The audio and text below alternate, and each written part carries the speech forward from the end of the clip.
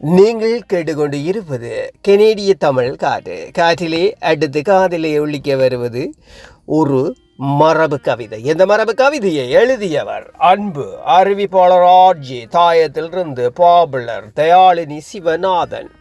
அவருக்கு நன்றிகளை சொல்லிக்கொண்டு கவிக்குள் செல்கின்றேன். முதுமை தசைகளும் சுருங்கிய மெல்ல தளர்வர் தேகமாகி அசைவதில் வேகமின்றி ஆதரவு எதிர்பார்ப்பாரோ இசைவரு விருந்து யாவும் இணங்கிட மறுக்கும் நேரம் திசை மேல போன கால்கள் தேங்கியே கிடக்கும் அங்கே. ஓடியே உழைத்த போதும் ஒன்றியே சொந்தமெல்லாம் நாடிட மனமே இன்றியே நாதியாய் நிற்க வைக்கும். தேடிய சொத்து காத் தீண்டிடா தொட்டி பார்ப்பார். ஆடிய வாட்டம் என்ன அடங்கியே கிடக்குது என்பார்.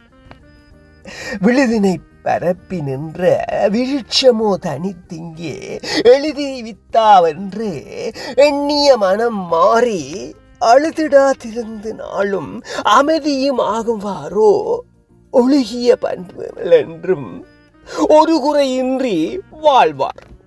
அற்புதம், அட்டகாசம். மீண்டும் அடுத்த கவியூடாக மரபு கவியூடாக நாளை காலை சந்திப்போம். நன்றி அன்பு உள்ளங்களே.